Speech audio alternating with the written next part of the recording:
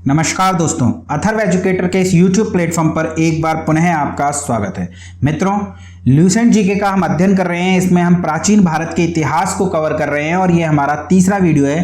पहले दो वीडियोस में हमने सिंधु घाटी की सभ्यता और वैदिक सभ्यता पर बनने वाले प्रश्नों को पूरे विस्तार से, एक एक प्रश्न को पूरे डिटेल से, पूरी एक्सप्लेनेशन के साथ पढ़ा है। मुझे पूरी उम्मीद है कि आपने मेरे वो दोनों वीडियोस देखे होंगे, और यदि नहीं देखे हैं दोस्तों तो डिस्क्रिप्शन में उस वीडियो का लिंक दिया हुआ है। प्लीज उन वीडियोस को जरूर देखिएगा, आपके लिए वो बहुत ही लाभदायक साबित होंगे। और उसके बाद आप अपनी पुस्तक को पढ़ेंगे तो आपके दिमाग में एक एक प्रश्न पिक्चर की तरह छप जाएगा, ऐसी मुझे पूरी उम्मीद है। तो चलिए, आज हम इस वीडियो में महाजनपद काल पर चर्चा करने जा रहे हैं। लगभग 50 प्रश्न इस चैप्टर में दिए हुए हैं। एक एक प्रश्न को हम पूरे विस्तार से पढ़ेंगे।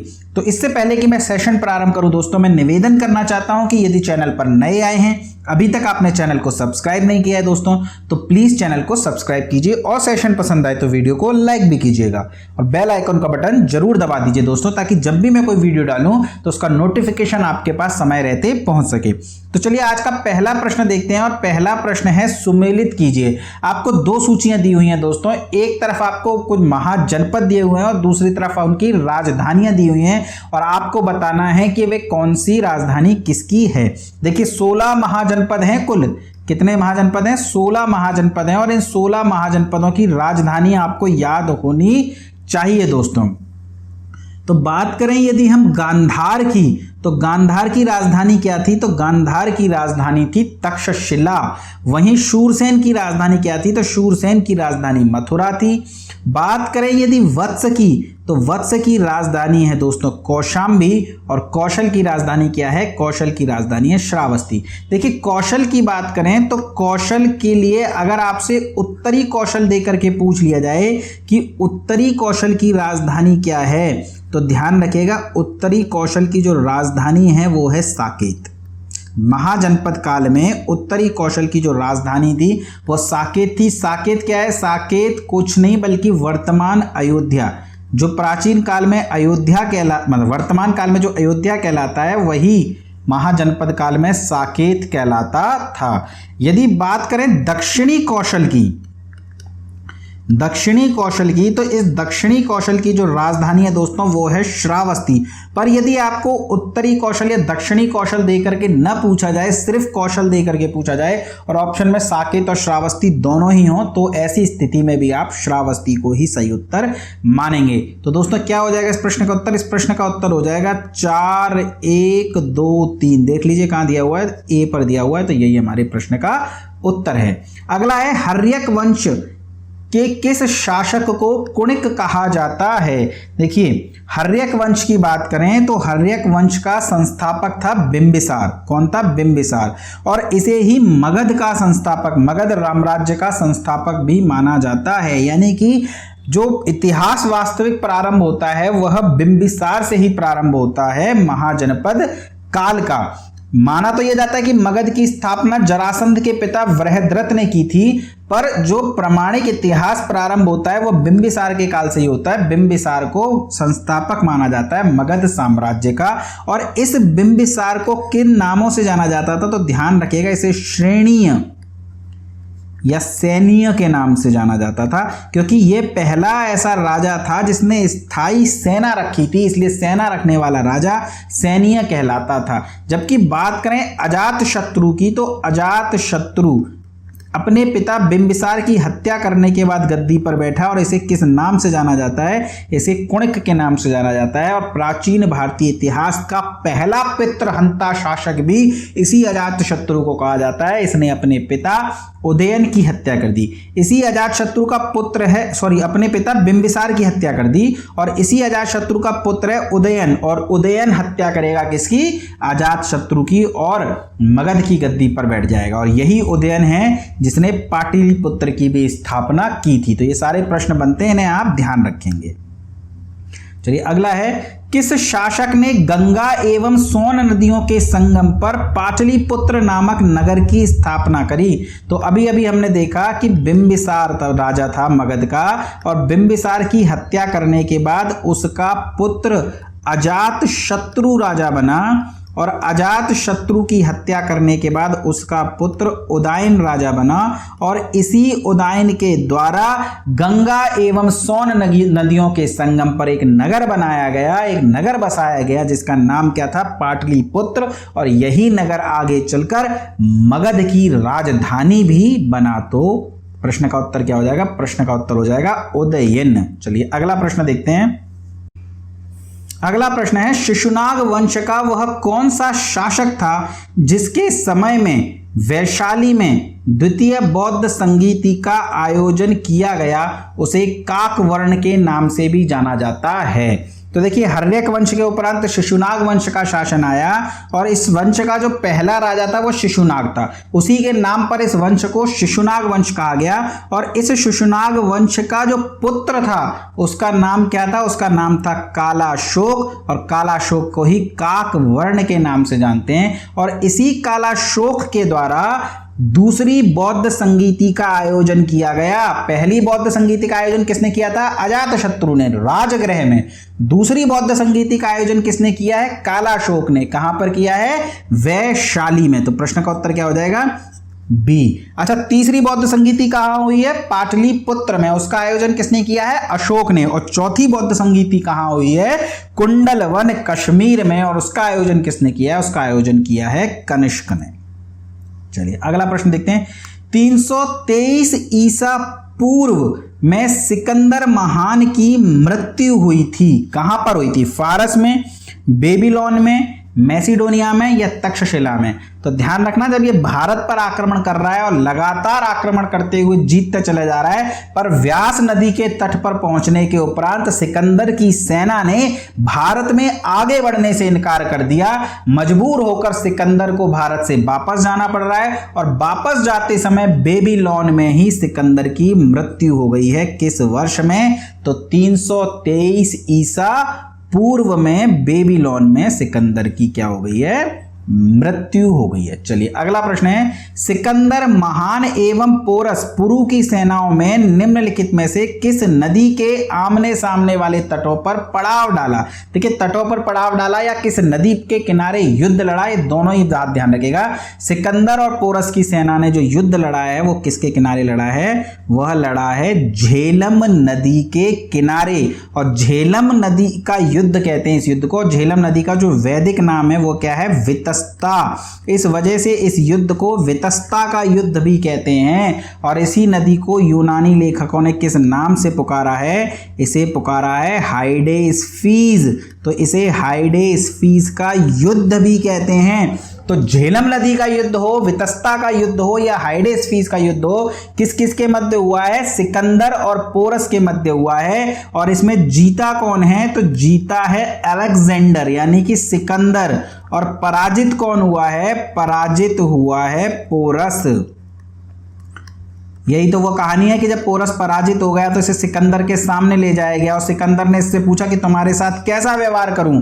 तो इसने बिना डरे, बिना किसी परेशानी के कहा, वही व्यवहार करो जो एक विजित राजा एक पराजित राजा के साथ करता है। एक ऐसा व्यवहार जो न तो विजेता को, मतलब विजेता जो पराजित राजा की शान में किसी भी प्रकार की गुस्ताखी ना करे। यानी पूरे गर्व से इन्होंने ये बात कही थी कि भले ही मैं पराजित हो गया पर मैं आज भी राजा हूं, तो मेरे साथ राजा जैसा ही व्यवहार करो। तो ये कौन सी नदी थी? ये थी झेलम नदी, वितस्ता नदी या हाइडेस्फीज नदी। ध्यान रखिएगा, नदियों में कंफ्यूज मत होइएगा। हाइडेस्फीज तो झेलम का नाम है और हाईफेसिस नाम भी मिलता है। हाईफेसिस किस नदी का नाम है? तो हाईफेसिस नाम है व्यास नदी का। और व्यास नदी के तट पर पहुंचकर ही सिकंदर की सेना ने भारत में आगे बढ़ने से इनकार कर दिया था।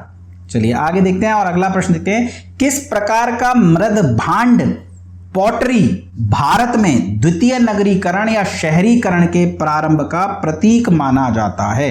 देखिए, पहला नगरीकरण कब हुआ था? पहला नगरीकरण था सिंधु घाटी सभ्यता के काल में। सिंधु घाटी सभ्यता एक नगरीय सभ्यता थी, पर समय के साथ उसका पतन हो गया और वैदिक सभ्यता ने जन्म लिया। और वैदिक सभ्यता एक ग्रामीण सभ्यता थी। वैदिक सभ्यता के उपरांत जो है महाजनपदों का काल आया और महाजनपदों के काल में दोबारा नगरीकरण की ओर हम गए।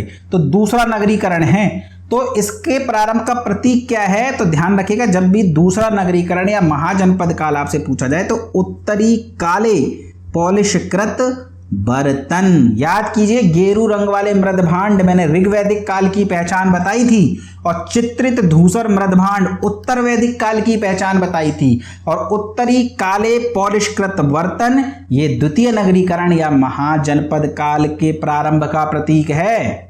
चलिए आगे देखते हैं। पाली गांव में गांव के मुखिया को क्या कहा जाता था? पाली ग्रंथों में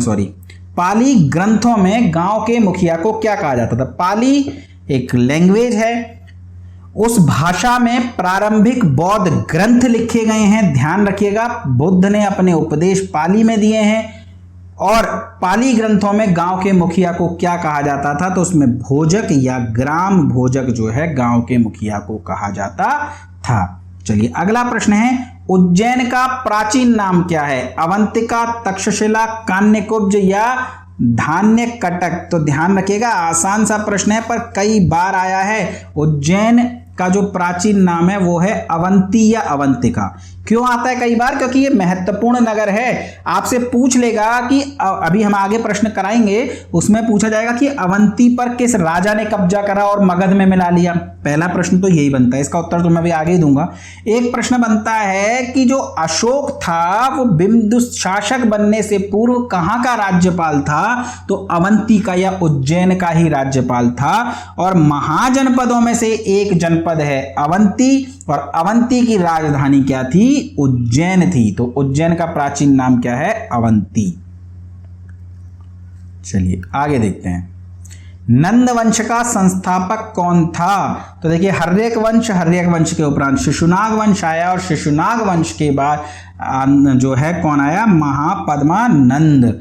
कहते हैं कि महापद्मानंद ने शिशुनाग वंश के अंतिम राजा नंदिवर्धन की हत्या कर दी और मगध की गद्दी पर बैठ गया महापद्मानंद। तो नंद वंश का संस्थापक कौन है? यही है महापद्मानंद। महापद्मानंद के कई उपाधियां मिलती हैं दोस्तों, ये सारी उपाधियां एग्जाम में पूछी जाती हैं, आप ध्यान रखिएगा।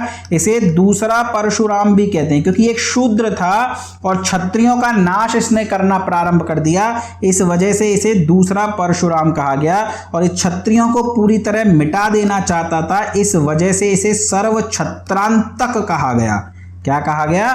सर्व छत्रांतक। साथ ही इसे एक राट या भार्गव, ये सब परशुराम जी से ही नाम संबंधित हैं, इस वजह से इसे एक राट या भार्गव भी कहा गया है। और बौद्ध ग्रंथों में इसे उग्रसेन भी कहा है, क्योंकि इसके पास एक बेहद बड़ी सेना थी, इस वजह से इसे उग्रसेन कहा जाता है। इसी को एक राट कहा जाता है, इसे भार्गव भी कहा जाता है, इसे सर्व छत्रांतक भी कहा जाता है, और इसी को दूसरा परशुराम भी कहा जाता है। तो नंद वंश का संस्थापक कौन था? तो नंद वंश का संस्थापक था महापद्मानंद। चलिए आगे देखते हैं, ग्रीक या यूनानी लेखकों द्वारा किसे अग्रमीज कहा गया है? तो देखिए अग्रमीज किसे कहा गया है? अग्रमीज कहा गया है धनानंद को। यूनानी लेखकों ने धनानंद को क्या कहा है? धनानंद को कहा है अग्रमीज। अच्छा, अगर मैं पूछूं आपसे चंद्रगुप्त मौर्य को क्या कहा है? चंद्रगुप्त को क्या कहा है? तो चंद्रगुप्त को या तो सेंड्रोकोट्स नाम मिलेगा आपको, या आपको नाम मिलेगा एंड्रोकोट्स। तो सेंड्रोकोट्स और एंड्रोकोट्स किसे कहा गया है? तो ये कहा गया है चंद्रगुप्त को। वहीं बात करें बिंदुसार की, तो बिंदुसार को क्या कहा जाता है? बिंदुसार को कहा जाता है अमित्रघात। तो ये नाम मिलते हैं, आपको याद रखने पड़ेंगे। तो यूनानी लेखकों द्वारा किसे अग्रमीज कहा गया है? तो ऐसी स्थिति में प्रश्न का उत्तर क्या हो जाएगा? धनानंद। चलिए आगे देखते हैं, प्राचीन भारत में पहला विदेशी आक्रमण किनके द्वारा किया गया? देखिए प्राचीन भारत में, अब ऐसे आप जाएंगे कि सिंधु सभ्यता भारत की प्रॉपर सभ्यता थी और आर्य भारत में बाहर से आए थे, तो पहले आक्रमणकारी आर्य कहलाएंगे। पर आर्यों को अगर हम भारतीयों का ही माने तो जो ज्ञात या जो स्पष्ट इतिहास है हमारा, उसमें पहला विदेशी आक्रमण किसने किया, तो अक्सर छात्र सिकंदर को पहला विदेशी आक्रमणकारी समझ लेते हैं और प्रश्न का उत्तर यूनानी दे देते हैं, पर ऐसा नहीं है दोस्तों। पहले आक्रमणकारी कौन थे, तो ध्यान रखिएगा, पहले आक्रमणकारी हैं ईरानी। भारत में सबसे पहले ईरानियों द्वारा आक्रमण किया गया। ईरान में हखमनी साम्राज्य वंश का राज था, हखमनी वंश के राजा। और इस राजा का नाम क्या मिलता है, इस राजा का नाम मिलता है डेरियस।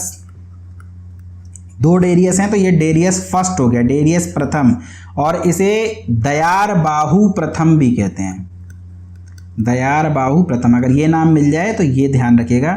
तो इस डेरियस प्रथम और दयार बाहु प्रथम ने भारत पर आक्रमण किया, भारत के कुछ प्रदेशों को जीत भी लिया और इसे अपने साम्राज्य का प्रांत भी बनाया। तो कौन सा प्रांत बनाया, तो 20वां प्रांत बनाया। इससे पहले इसके साम्राज्य में 19 प्रांत थे और भारतीय क्षेत्रों को जीतने के बाद उन्हें 20वां प्रांत घोषित करा। तो भारत पर पहले विदेशी आक्रमणकारी ईरानी थे, ना कि यूनानी। प्राचीन भारत में दूसरा विदेशी आक्रमण निम्न में से किसके द्वारा किया गया, तो देखिए दूसरा आक्रमण पूछ रहा है, दूसरा आक्रमण किसके द्वारा किया गया, तो पहला तो ईरानियों द्वारा किया गया, दूसरा किया गया यूनानियों द्वारा। और यूनानियों में आक्रमण किसने करा है, यूनानियों में किया है सिकंदर ने। चलिए, ईरान के हकमनी वंश के किस शासक ने भारतीय भूभाग को जीतने के बाद उसे फारस साम्राज्य का 20वां प्रांत बना लिया, तो सब किसने आक्रमण किया था, डेरियस प्रथम ने या दारे बाहु प्रथम ने। और मैंने आपको बताया था उसने कुछ क्षेत्रों को जीत करके उसे प्रांत घोषित कर दिया, जो कि उसके साम्राज्य का 20वां प्रांत था।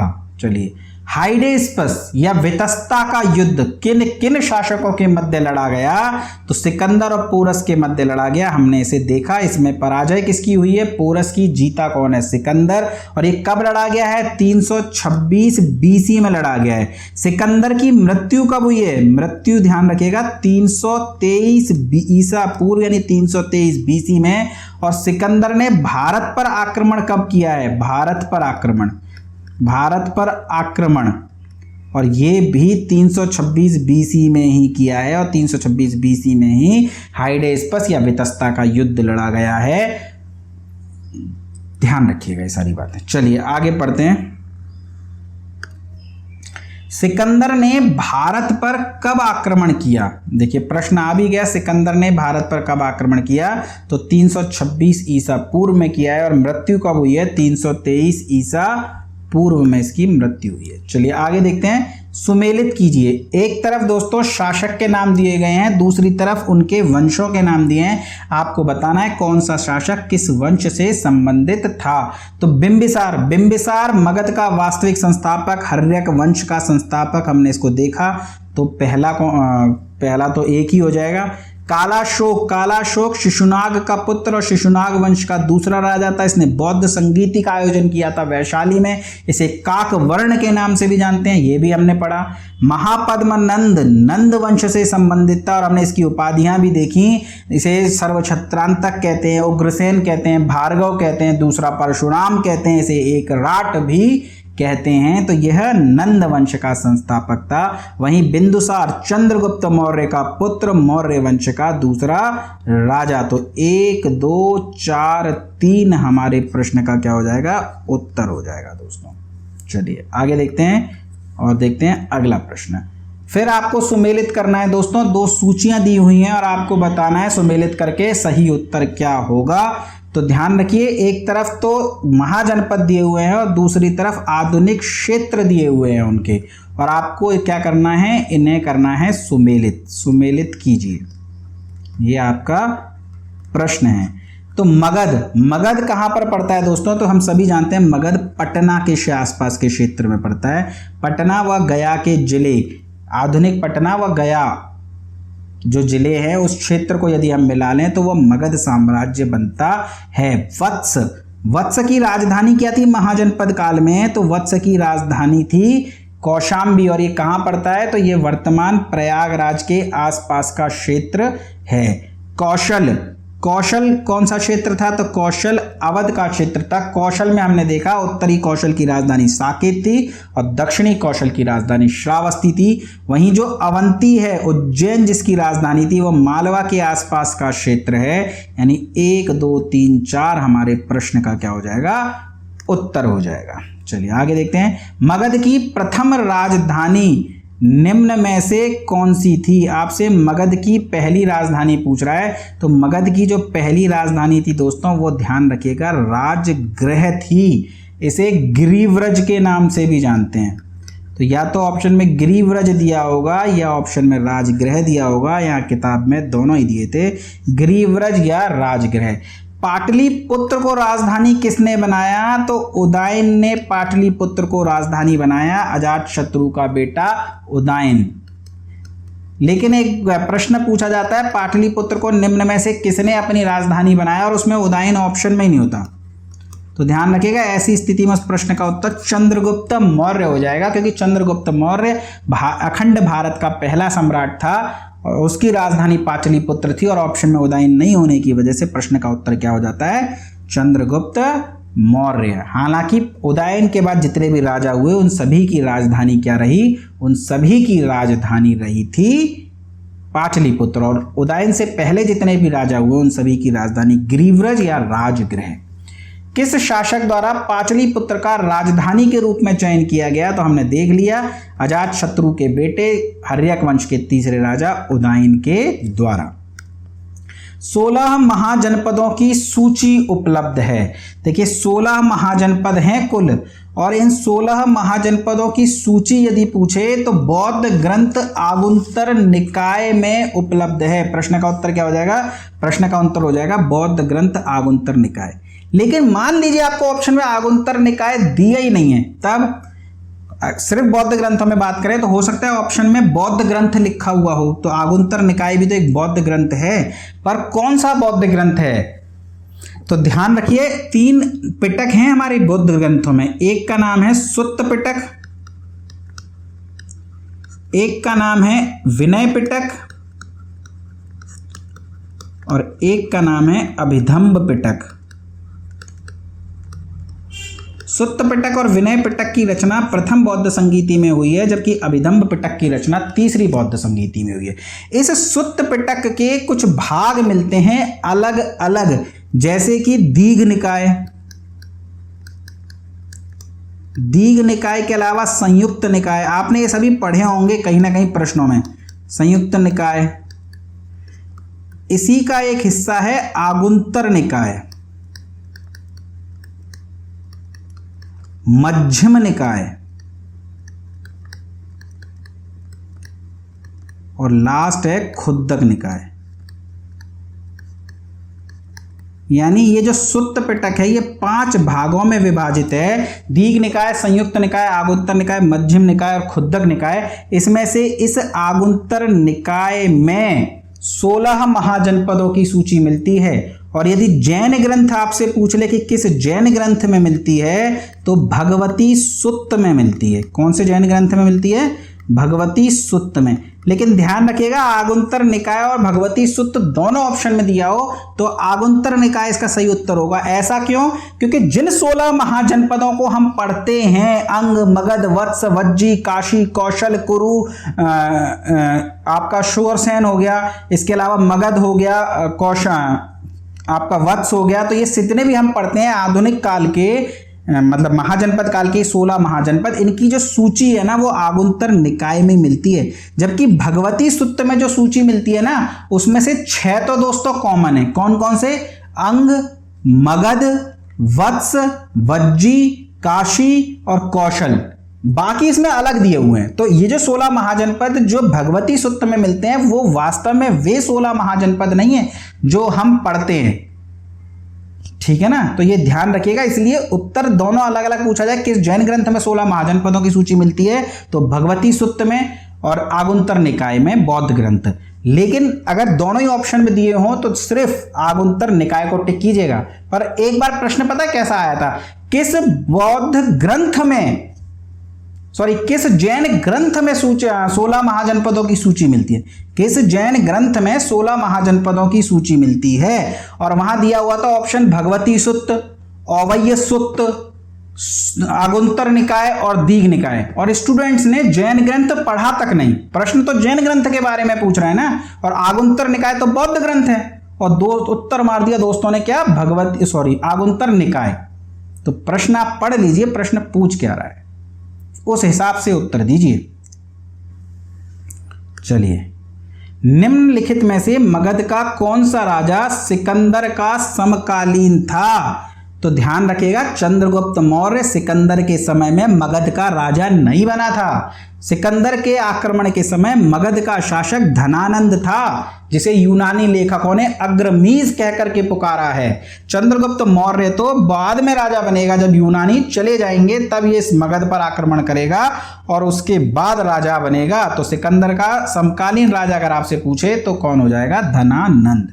चलिए अगला है, प्रथम मगध साम्राज्य का उत्कर्ष किस सदी में हुआ था? तो मगध साम्राज्य का उत्कर्ष कब हुआ था? 6ठी सदी ईसा पूर्व, बुद्ध के काल में। चलिए, सिकंदर की भारत में सफलता के निम्न कारण थे। आपको कुछ पॉइंट्स दिए हैं और इनमें से आपको एप्रोप्राइट उत्तर चूज करना है दोस्तों।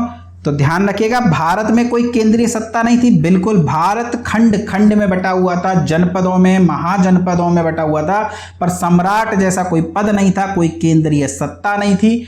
यूनानियों की सेना श्रेष्ठ प्रकार की थी, ये कथन भी सही है। देशद्रोही भारतीय शासकों का सहयोग मिला, आम्भी जैसे तक्षशिला के राजा सिकंदर को सीधे सीधे एंट्री दे देते हैं भारत में प्रवेश करने की, यानी देशद्रोही भारतीय शासकों का सहयोग मिला था, पर वह अच्छा प्रशासक था, ऐसा ये सफलता का कारण नहीं है। क्योंकि दोस्तों यदि वो अच्छा प्रशासक होता तो इतने दूर देश स्थित होने के बाद भारत में नहीं आता बिना सोचे समझे इतनी बड़ी सेना लेकर के। उसकी सेना थक गई, उसकी सेना ने आगे बढ़ने से इनकार कर दिया, उसकी सेना को घर की याद सताने लगी, बीवी बच्चों की याद सताने लगी, और उन्हें लग रहा है कि भारत में एक शक्तिशाली राज्य मगध बैठा हुआ है और यदि उससे टकराए तो मारे जाएंगे, न बीवी देखने को मिलेगी, न बच्चे देखने को मिलेंगे, न घर देखने को मिलेगा। तो अपनी सेना को युद्ध की आग में झोंक दिया है सिकंदर ने। तो अच्छा प्रशासक था ऐसा नहीं है। तो ध्यान रखिएगा, ये प्रश्न बोर्ड में आया, कई एग्जामों में आया हुआ, एसएससी तक में आया हुआ, और इसका उत्तर 1 2 3 ही माना है। हो सकता है किताब में 1 2 3 4 दिया हो उत्तर, मुझे थोड़ा कंफ्यूजन है, लेकिन इस प्रश्न का जो उत्तर है वो 1 2 3 ही है। तो इसका उत्तर क्या हो जाएगा? इसका उत्तर हो जाएगा बी। चलिए आगे देखते हैं। सुमेलित करना है आपको, एक तरफ राजा दिए हुए हैं, दूसरी तरफ राज्य। बात करें यदि हम प्रद्योत की, तो प्रद्योत कहाँ का राजा था? प्रद्योत राजा था आपका कहाँ का? अवंती का। चंड प्रद्योत कहाँ का राजा था? अवंती का राजा था। और इस चंड प्रद्योत एक बार बीमार हो गया था, तो बिंबिसार ने इस अवंती के राजा चंड प्रद्योत के पास अपने वैद्य जीवक को भेजा था इलाज कराने के लिए। तो इंपॉर्टेंट है, चंड प्रद्योत कहाँ का राजा था? अवंती का राजा था। बात करें उदायन की, तो वो वत्स का राजा था। मगध मत कर दीजिएगा, जब भी वत्स दिया होता है तो उदायन 2 हुए हैं। एक अजातशत्रु का पुत्र उदायन जिसने पाटलिपुत्र की स्थापना करी, वह मगध से संबंधित था, पर वत्स का राजा उदायन ये ज्यादा फेमस है हिस्ट्री में। तो ऑप्शन के अकॉर्डिंग आप इसे वत्स से कनेक्ट करेंगे, मगध से नहीं, क्योंकि मगध के आगे तो आपको अजातशत्रु डालना है, वरना अजातशत्रु को कहाँ डालोगे? अगर मगध को वत्स के आगे घेर लोगे तो इस अजातशत्रु को आप कहाँ डालेंगे, है ना? तो अजातशत्रु कहाँ हो गया? मगध, और रह गया प्रसेनजित। प्रसेनजित कहाँ का राजा था? प्रसेनजित कौशल का राजा था। अजातशत्रु से युद्ध होगा प्रसेनजित का, और बाद में प्रसेनजित अपनी पुत्री वजीरा का विवाह कर देगा अजातशत्रु के साथ में। तो 3 2 4 1 ये आपके प्रश्न का उत्तर हो जाएगा, यानी कि सी। चलिए आगे देखते हैं। अभिलेखीय साक्ष्य से प्रकट होता है कि नंद राजा के आदेश से एक नहर खोदी गई थी। देखिए नंद राजा कौन था? ये नंद राजा था महापद्मनंद। इसका मतलब है कि महापद्मनंद ने कलिंग में आक्रमण करके उसे जीता है। जीतेगा तभी तो वहां नहर बनवाएगा ना, रूल करेगा। तो कौन सा अभिलेख है वो? तो वो है खारवेल का हाथी गुम्फा अभिलेख। खारवेल का हाथी गुम्फा अभिलेख। इस खारवेल के हाथी गुम्फा अभिलेख से पता लगता है कि नंद राजा के आदेश से कलिंग में एक नहर खोदी गई थी। चलिए अगला है, पहला ईरानी शासक जिसने भारत के कुछ भागों को अपने अधीन किया वह कौन सा था? डेरियस प्रथम। रिपीट हो रहा है ये प्रश्न बार बार। मगध के राजा अजात शत्रु का सदैव किस गणराज्य के साथ युद्ध रहा? तो अजात शत्रु का एक लंबा संघर्ष चला है वज्जी संघ के साथ। वज्जी संघ 8 गणराज्यों का एक समूह है जिसका सबसे प्रमुख गणराज्य है वैशाली, और इसके साथ में अजात शत्रुओं का लगातार युद्ध हो रहा है। जीत नहीं पा रहा अजात शत्रु इसे। अजात शत्रु ने इस युद्ध में 2 नए हथियार बनाए हैं। एक को तो क्या कहते हैं, एक तो होता है रथ मूसल और एक होता है महाशिला कंटक। रथ मूसल जिसमें रथ के पहिया के आगे गदा लगी हुई है, बाहुबली में आपने देखा होगा वो, और एक शिला कंटक जिससे बड़े बड़े पत्थर फेंके जाते हैं। लेकिन उसके बाद भी जीत नहीं पा रहा है वज्जी संघ को। तब गौतम बुद्ध से यह सलाह मांगने गया था और कहते हैं गौतम बुद्ध ने इसे वज्जी संघ को जीतने का रास्ता बताया कि वज्जी संघ की एकता में तुम्हें फूट डालनी होगी। और अजात शत्रु ने अपने, इसका एक सेनापति था वत्सकार कहते हैं, इसने वत्सकार को नाटक के तहत अपमानित करके निकाल दिया। वो वज्जी संघ में शामिल हो गया और वहां उसने फूट डाली और उनको आपस में ही पराजित लड़वा दिया और वे अजात शत्रु के हाथों फिर पराजित हो गए। तो अजात शत्रु का स्वाभाविक शत्रु या जिसके साथ में हमेशा युद्ध रहा वो कौन है? वो है वज्जी संघ। अच्छा, इस युद्ध के समय वैशाली का राजा कौन था? तो ध्यान रखिएगा, वैशाली का राजा है चेटक। और देखो चेटक की पुत्री है चेलना, और उस चेलना के साथ बिंबिसार का विवाह भी हुआ है, पर बावजूद उसके वज्जी संघ के साथ संघर्ष चला है लंबा अजात शत्रु का। ठीक है, वज्जी संघ के विरुद्ध मगध राज्य के किस शासक ने प्रथम बार रथ मूसल या एक ऐसा रथ जिसमें गदा जैसा हथियार जुड़ा था तथा महाशिला कंटक पत्थर फेंकने वाला एक युद्ध यंत्र नामक गुप्त हथियारों का प्रयोग किया है? तो अजातशत्रु, चंद्रगुप्त मौर्य, कालाशोक या उदयन। तो अभी अभी तो हमने देख लिया ना इस प्रश्न का उत्तर। इस प्रश्न का उत्तर क्या हो जाएगा? इस प्रश्न का उत्तर हो जाएगा आपका अजात शत्रु। चलिए आगे देखते हैं। नंद वंश का अंतिम सम्राट कौन था? तो नंद वंश का अंतिम सम्राट कौन है? धनानंद। और इस धनानंद को पराजित करके चंद्रगुप्त मौर्य गद्दी पर बैठेगा। इसे यूनानी लेखकों ने क्या कहा है? अग्रमीज कह करके पुकारा है। भारत में सिक्कों या मुद्रा का प्रचलन कब प्रारंभ हुआ? तो भारत में जो सिक्कों का प्रचलन प्रारंभ हुआ है ना, वो बुद्ध के लगभग समय के आसपास ही प्रारंभ हुआ है, यानी 600 ईसा पूर्व भारत में सिक्के और मुद्राओं का प्रचलन प्रारंभ हुआ। ठीक है, चलिए आगे देखते हैं। निम्न राजाओं पर विचार कीजिए। अजातशत्रु, बिंदुसार और प्रसेनजित, इनमें से कौन बुद्ध के समकालीन थे? तो ध्यान रखिए, बुद्ध के समकालीन मगध के राजा बिंबिसार और बिंबिसार के बाद उसका पुत्र अजातशत्रु, दोनों ही थे। और जब बुद्ध की मृत्यु हुई है उस समय मगध का राजा कौन है? अजातशत्रु। और इसी अजातशत्रु ने प्रथम बौद्ध संगीति का आयोजन किया था। यानी हमें एक तो चाहिए ही चाहिए, ये तो हमारे प्रश्न का उत्तर नहीं हो सकता। और बुद्ध चंद्रगुप्त मौर्य का पुत्र है बिंदुसार, यानी कि ये तो बुद्ध के समय में हो ही नहीं सकता ना, तो 2 हमें किसी भी हालत में नहीं चाहिए, तो ये भी नहीं हो सकता। इसका मतलब या तो ए होगा या सी होगा। तो प्रसेनजित तो अजातशत्रु का समकालीन है और ये बुद्ध का शिष्य भी था, और श्रावस्ती का राजा है प्रसेनजित, और बुद्ध ने सर्वाधिक उपदेश इसी के राज्य में दिए हैं। तो ये तो समकालीन है कि नहीं है? तो 1 और 3 इस प्रश्न का उत्तर हो जाएगा, यानी प्रश्न का उत्तर क्या हो जाएगा? सी।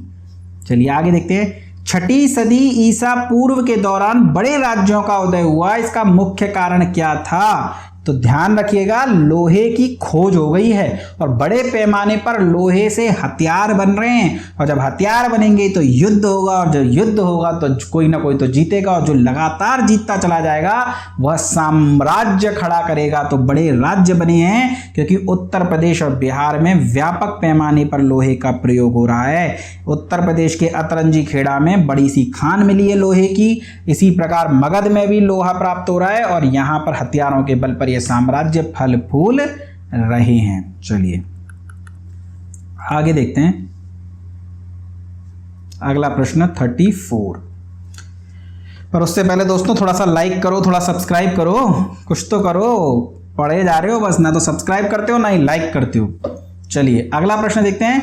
मगध सम्राट बिंबिसार ने अपने राज्य वैद्य जीवक को किस राज्य के राजा की चिकित्सा के लिए भेजा? तो अवंती नरेश चंड प्रद्योत के यहां पर उसने अपना राज दरबार भेजा था, और उस राज वैद्य भेजा था, और उस राज वैद्य का क्या नाम था? राज वैद्य का नाम था जीवक। किस शासक ने अवंती को जीतकर मगध का हिस्सा बना लिया? देखिए अवंती को किसने जीता?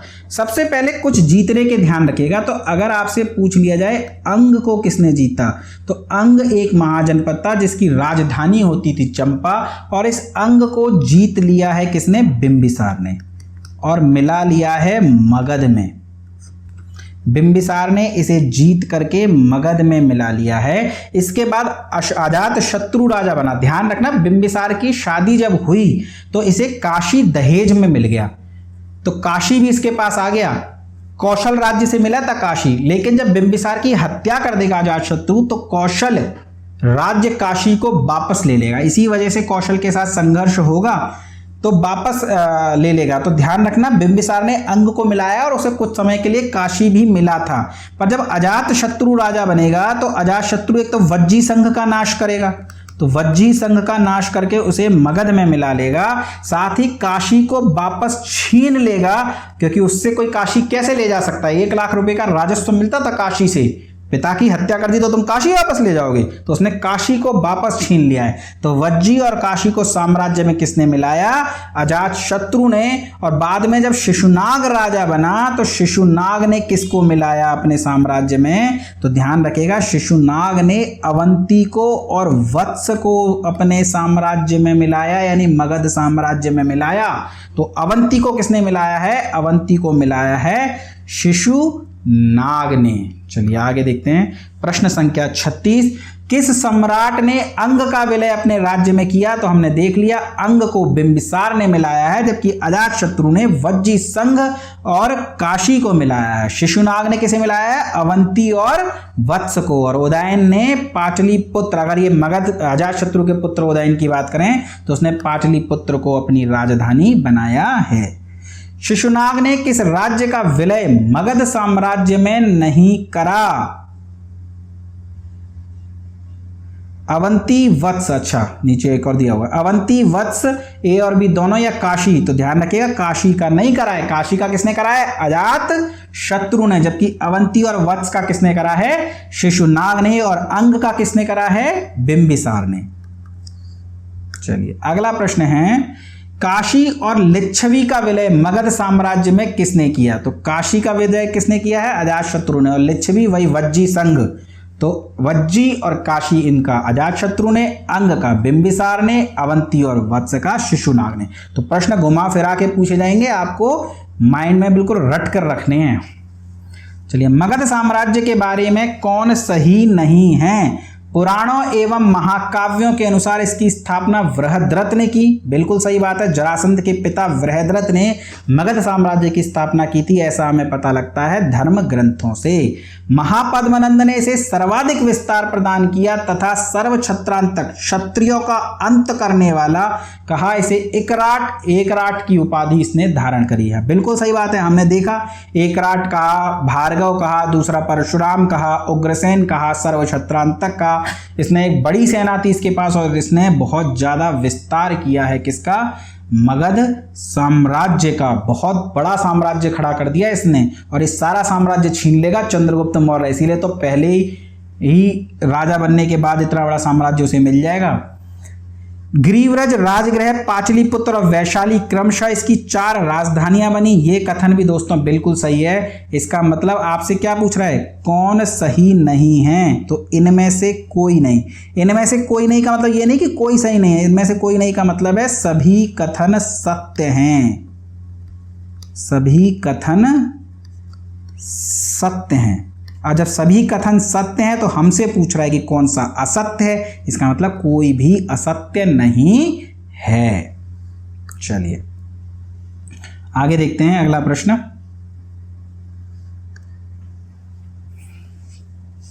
सिकंदर के आक्रमण के समय उत्तर भारत पर निम्नलिखित राजवंशों में से किस एक का शासन था? तो धनानंद राजा था तो नंद वंश का ही शासन रहा होगा, सीधी सी बात है। नंद के बाद मौर्य और मौर्य के बाद शुंग, शुंग के बाद आए थे कण्व। तो ये लाइन से भी आप ध्यान रखिएगा किस साम्राज्य के बाद कौन आया है। निम्नलिखित में से कौन सा एक ईसा पूर्व 6ठी सदी के प्रारंभ में भारत का शक्तिशाली नगर राज्य था? तो ध्यान रखिएगा बात हो रही है प्रारंभ की। मगध के उत्थान से पहले प्रारंभ में 6ठी सदी के प्रारंभ में काशी जो है वह सबसे शक्तिशाली राज्य था, पर मगध के उत्थान के साथ साथ ये सभी राज्य कमजोर पड़ते चले गए। तो यदि 6ठी सदी के प्रारंभ में पूछे तो ध्यान रखिएगा मगध मत कर दीजिएगा दोस्तों। प्रश्न का उत्तर क्या हो जाएगा? प्रश्न का उत्तर हो जाएगा काशी। चलिए आगे देखते हैं। निम्नलिखित में से कौन से भारत पर ईरानी आक्रमण के प्रभाव के रूप में माना जाता है? डेरियस प्रथम के समय में ईरान का आक्रमण हुआ। ईरानी आक्रमण के फलस्वरूप खरोष्टी लिपि भारत पहुंची। अभिलेखीय उत्खनन करने की कला का प्रचार हुआ। ईरानियों ने छत्र प्रणाली का प्रचार किया। ये सभी ठीक हैं, पर घंटा आकार के गुंबज की कला का प्रचार ये गलत है। स्त्री अंगरक्षकों की नियुक्ति। तो प्रश्न का उत्तर क्या हो जाएगा? 1 2 3 5। चलिए आगे देखते हैं। निम्न में से कौन सा सिकंदर के आक्रमण का प्रभाव नहीं है? इस आक्रमण ने भारत और यूनान के मध्य प्रत्यक्ष संपर्क स्थापित करवा दिया। बिल्कुल सही बात है।